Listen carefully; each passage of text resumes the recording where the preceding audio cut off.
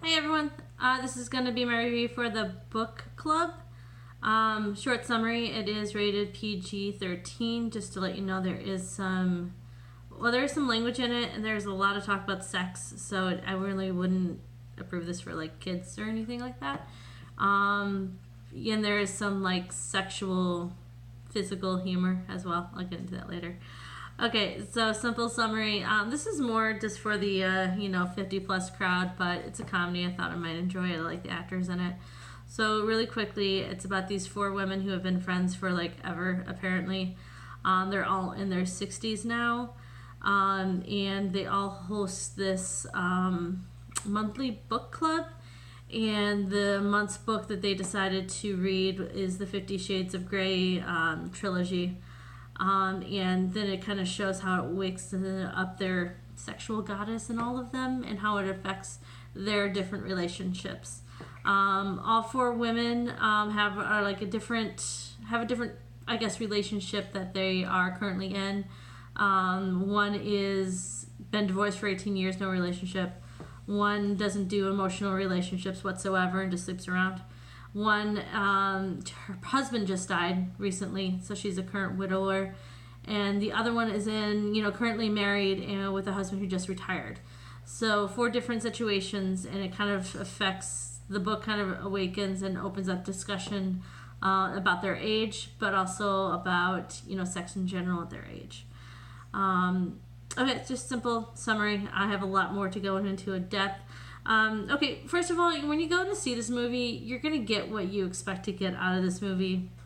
There's not a bunch of surprises, to tell you the truth, but for a comedy, it is kind of what it is. And for me, I did find it funny, but it wasn't laugh out loud for me. I think I was just, 20 to 30 years too young for the jokes. Not that I didn't appreciate the humor, but I also was not part of the generation, so a lot of the humor caters to that generation as well. But actually, I felt, the humor was clever, it was funny, it was situational, physical some parts, but, thoroughly enjoyable. But I do want to get into some of the aspects and some of the topics they bring up in this movie. First of all, let's first of all talk about the influence of the 50 Shades with old people, I guess. I was expecting to see them trying to act out things that were in the 50 Shades book, which I wasn't really looking forward to, but they actually didn't, and I think that's actually a very smart move. I think that this could have been done with any romance book, but 50 Shades does have more of a noteworthy name for it. Really, it was just the catalyst to bring up different change in attitude and relationships. So and it affects each one of these ladies differently. Some predictable and some not so predictable as well. But it basically brings up the point that, and I think the Jane Fonda character mentions it, that, a lot of people stop living before they're dead. And so it's all about, keeping up, doing as much as you can and, keep living life no matter how old you are. I mean, when you slow down, that's when you start to not be able to do anything, many things. So I think it really brings up that point. It also brings up that point about, nobody, I guess, is too old for sex. Even though it was a little uncomfortable, but, I had an audience, bunch of, that age group, and they were actually loving it, and they thought it was hilarious, which I thought was great. Now, there are some things that I just kind of want to discuss, actually. So I'm going to go through all four girls and their different journeys. I'm going to go through the two predictable ones because we kind of knew what was going to happen. We had the Jane Fonda character who says that she hasn't had an emotional relationship, hasn't seen anyone for decades, and only has flings and quick things in and out like NSAs and, that type of relationship. And predictably, an old fling comes back up and they end up get together and she gets over her fear of commitment and rejection and feelings. So that's how the book kind of affected her, just to, Christian Grey fell in love. Why can't you fall in love? So it affected her that way. So, yeah, there's that. And then you have the Diane Keaton character. The Diane Keaton character was the one that was, I'm sorry, not Diane Keaton, Candice Bergen. Her character was divorced for 18 years, and she hasn't put herself out there for 18 years since her divorce. And so the ladies kind of pushed her to go online with a dating profile and start dating, and it kind of opened up that sexual goddess into her as well. That was actually a fun journey because there was some really nice, actually, surprise actors that showed up in this movie. And so she had 2 dates. One was Richard Dreyfuss, which I absolutely loved.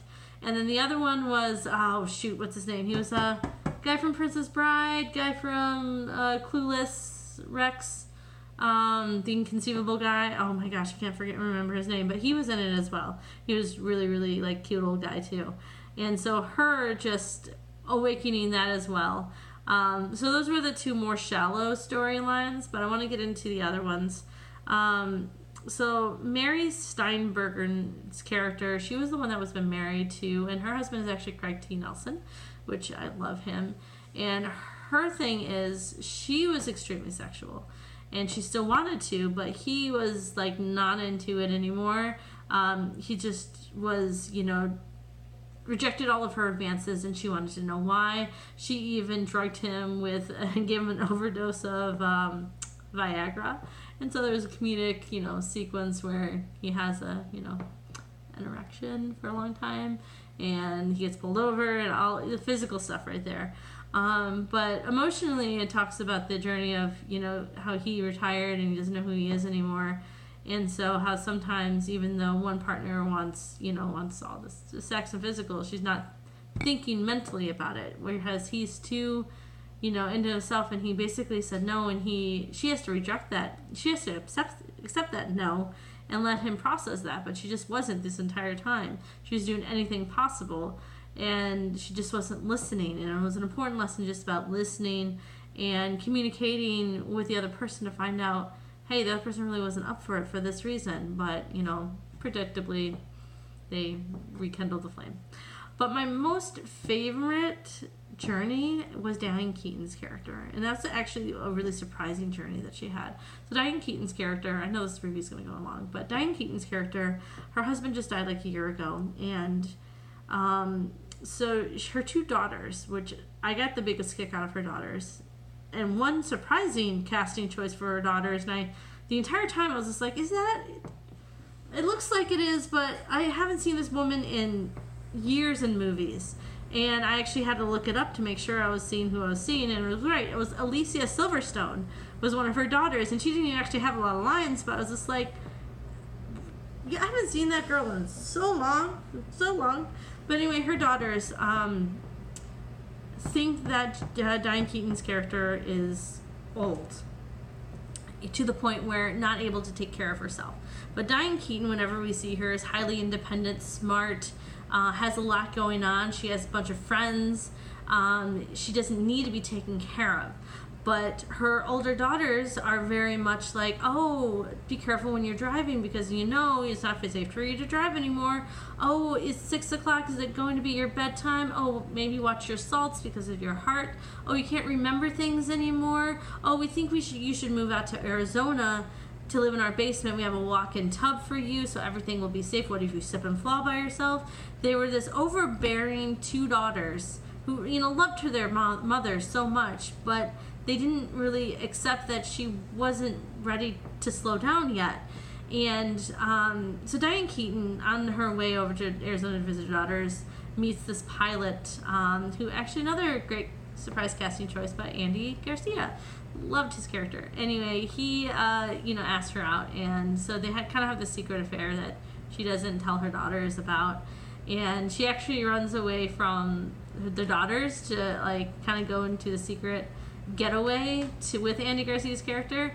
And so they end up at Andy's house, and they're just having a great date and enjoying each other's company. But the daughters are freaking out because she's not answering her phone. They think that she got kidnapped, got hurt, something like that. And so, but this is the only argument I didn't like about this sequence is when the daughters run over to, the police tracked out her phone, so the daughters go to Andy's house and find them together, is that it doesn't all get resolved. That storyline doesn't get resolved right then and there. In fact, Diane Keaton says, oh no, I can't date you anymore because my daughters don't understand. I'm going to move to Arizona. I'm going to do what they want. I'm going to live in the basement. and move away from my friends and all of that, because my daughters, I have to, care for my daughters. I don't want to hurt their feelings. And so I was surprised at that turn right there, but I'm glad at the end of the movie they did resolve that, where she faces her daughters and says, hey, you know what? I parented you, and it's not your turn to parent me. I have so much more life and adventure to live. I mean, I loved your father, but I'm ready to, have another adventure. And the daughters kind of, oh, okay. We just, they dawn on them that their mother isn't really old, mentally or even physically. So they kind of let her live, and that was rewarding. I really enjoyed that story. I would go see the movie just for Diane Keaton's storyline alone, because that was actually, I think, worth the movie. And that's where I found the humor, was the daughters being overbearing.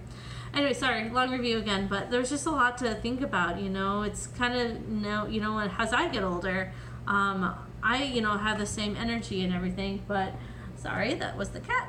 But I don't ever slow down. And, I look at people who don't slow down. Like, one of my favorite older folks is like Dick Van Dyke, who still dances, and he's like almost 90. So it was a great message, and I kind of liked seeing this perspective. All right, so that is it. So out of 18 movies, I'm actually moving this at number 12. I know after all of this glowing review, it seems low, but there's just so many other movies I'd rather watch before I see this one again. So number 12, I'd actually rather watch this more than Commuter, this was a lot more fun and entertaining than Commuter. But I would actually rather watch Red Sparrow before I see this one again, just because Red Sparrow was intriguing.